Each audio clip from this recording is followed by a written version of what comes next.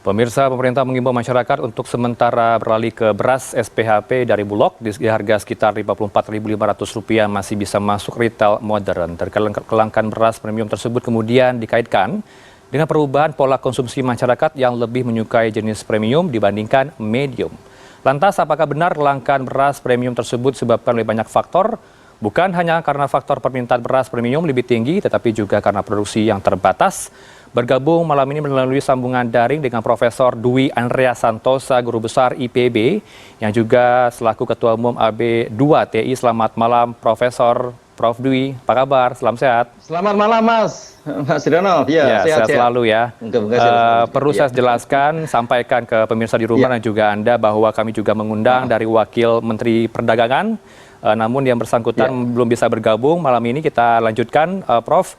Melihat kejadian soal kelangkaan beras premium di masyarakat, apa penyebab kelangkaan ini di toko retail, Prof?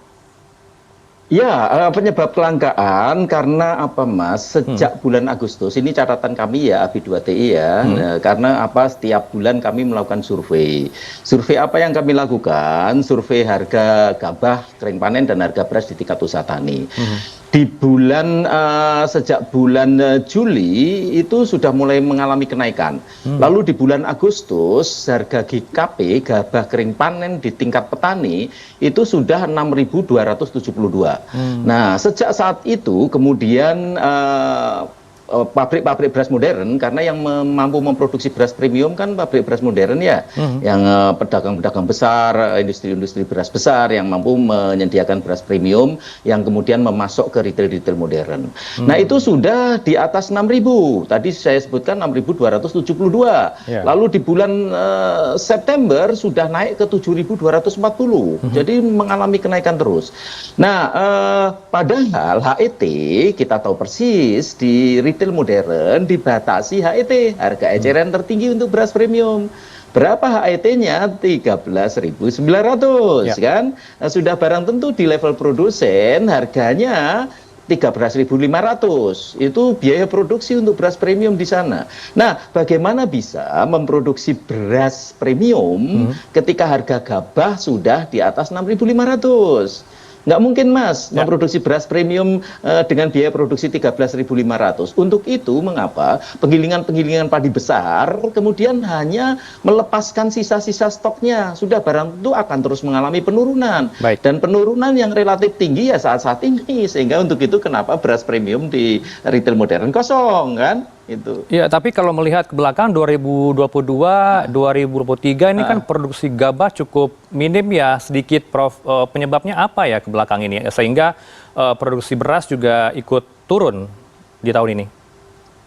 Nah, sudah barang tentu kalau tahun 2023 ya, kita baca dulu 2023. 2023 kita mengalami fenomena El Nino. Karena mengalami fenomena El Nino di awal tahun, di bulan Maret tahun 2023, pemerintah memutuskan impor 2 juta ton.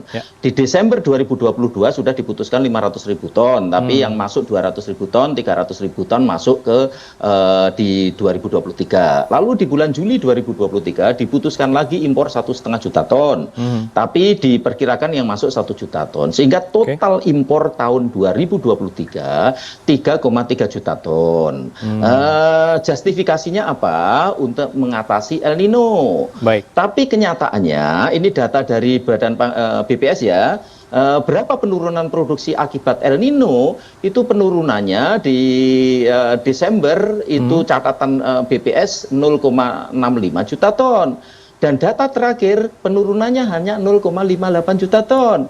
Keputusan impornya 3,3 juta ton. Sudah amat sangat berlebihan. Keputusan impor yang diambil di tahun 2023. Gitu, Mas. Ini kan pemerintah juga punya program ya, bantuan beras. Apakah ada terjadi perebutan antara retail modern dengan pemerintah yang mempunyai program sendiri di lapangan begitu, sehingga stok beras menjadi menipis dan timbullah kelangkaan, harga menaik di pasaran? Oh enggak, saya kira tidak ada, karena gini, berasnya berbeda. Beras yang digunakan oleh pemerintah untuk bansos itu beras impor, Mas. sebagian besar beras impor. Sedangkan beras premium yang ada di retail modern itu beras dari serapan petani dalam negeri. Jadi itu bedanya. Nah, kenapa langka tadi sudah saya sampaikan. Karena sejak bulan Agustus perusahaan-perusahaan penggilingan padi besar nggak lagi menyerap gabah, sehingga stoknya semakin lama semakin menurun. Selain itu, karena harga beras premium di pasar tradisional tinggi, yang ngapain dilepas ke retail modern kan? Yang hanya bisa 13.500 dijual di pasar bebas bisa 16.000 kan, 17.000, sehingga itu yang menyebabkan stok mereka menipis. Tapi kan jadi agak berbeda, dua hal yang berbeda. Sebelumnya juga ada kasus ya Prof, ada ulah mafia yang menimbun beras ini sehingga timbul kelangkaan. Apakah Anda juga menemukan fenomena ini terbaru ini di sana, di lapangan? Oh, kami tidak menemukan seperti itu, Mas. Ini murni kenaikan harga beras, kalau itu murni karena kesalahan komunikasi yang dilakukan oleh pemerintah. Kenapa pemerintah salah mengkomunikasikan? Ya sekitar bulan Januari kita sering mendengar bahwa di bulan Januari Februari kita akan defisit beras sebesar 2,8 juta ton. Kan itu yang seringkali dikemukakan oleh pemerintah. Nah, informasi yang terus-menerus disampaikan bahwa kita mengalami defisit 2,8 juta ton itu menyebabkan masyarakat panik, kan? Karena ketika saya tanya wartawan apa makna defisit 2,8 juta ton, nggak tahu juga mereka, kan? Dan mereka juga khawatir, wah ini beras langka. Padahal tidak demikian. Memang betul datanya diambil dari KSA BPS di Desember 2023. Di KSA BPS disebutkan di Januari akan terjadi defisit 1,63 juta ton, di Februari defisit 1,15 juta ton, atau tepatnya 2,78 juta ton totalnya.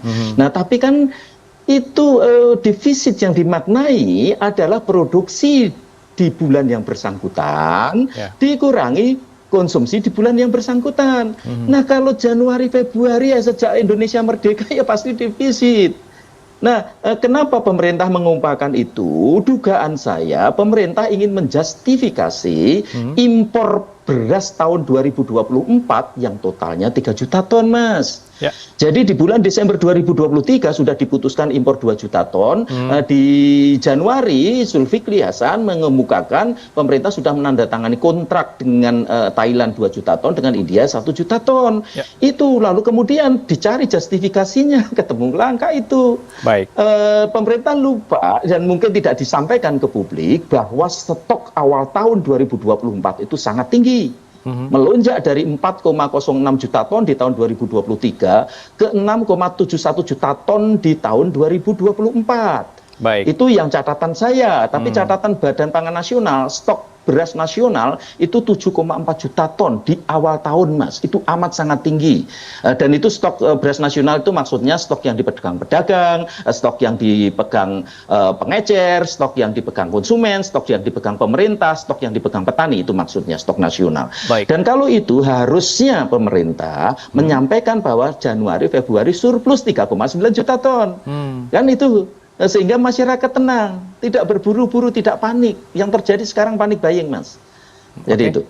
Karena apa? Karena informasi yang salah yang disampaikan oleh pemerintah. Menghindari panik buying tersebut, seperti apa langkah berikutnya? Mengingat kita sudah memasuki bulan suci Ramadan bulan depan, kemudian iklim El Nino juga akan berpengaruh di 2024 ini lebih panas, katanya lebih panas dari tahun 2023 kemarin gitu ya, Prof. Apa langkah yang tepat bagi pemerintah semoga stok beras bisa bercukupan hingga Ramadan nanti? Pertama terkait El Nino ya, El Nino tidak benar. Kita akan memasuki iklim yang normal tahun 2024. Bahkan beberapa prediksi bahkan memperkirakan La Nina. Tapi itulah, itu masih debatable. Oke, sekarang bagaimana langkah ke depan, kan? Saya pastikan dalam beberapa hari mendatang harga beras akan turun, Mas. Itu saya pastikan bulan Maret akan turun lebih banyak lagi. Karena apa? Ini catatan dari jaringan tani kami, Mas. Kami mengikuti terus-menerus day to day pergerakan harga gabah di tingkat usaha tani. 10 hari yang lalu, tepatnya 11 hari yang lalu, tanggal 10 Februari, itu harga gabah kering panen di Jawa Timur itu mencapai 7.800, itu di Tuban, Lamongan, dan sebagainya. Di Kerawang pada saat itu mencapai 8.500, jadi 7.800 di Tuban di Jawa Timur, di Kerawang 8.500. Lalu kemudian 2 hari kemudian melonjak lagi di Tuban dan beberapa wilayah Jawa Timur itu dari 7.800 melonjak ke 8.200, kan? Hanya dalam tempo yang relatif singkat. Lalu kemudian saat ini sudah turun semua, Mas, harga gabah kering panen. Itu catatan kami kemarin dan hari ini itu rata-rata harga gabah kering panen 7.250 sampai 7.500. Di Jawa Barat memang masih tinggi, sekitar 8.200. Tapi sudah turun dibanding seminggu yang lalu. Ini menandakan apa? Ini pasti akan berimbas ke harga beras. Jadi harga beras tenang-tenang saja masyarakat, pasti dalam beberapa hari ke depan akan turun itu. Baik, itu yang kita harapkan bersama ya. Harga turun, rakyat makmur, sejahtera, tanpa ada kelangkaan dan juga kenaikan harga beras begitu ya, Prof. Iya, tapi petani, Mas, sengsara, Mas. Petani jangan sengsara juga begitu. Penurunannya itu, ya, sekarang ini penurunannya drastis, Mas. Hanya dalam tempo 1 minggu turun hampir Rp1.000 harga gabah kering panen. Dan nanti akan hancur di bulan Maret. Untuk itu pemerintah harus hati-hati, jaga petani, jaga perasaan petani. Karena apa? Sekarang digelontor beras impor yang sedemikian besar. Totalnya kan 6,3 juta ton. Kalau tahun 2024 dihitung juga, itu kan luar biasa besar, Mas.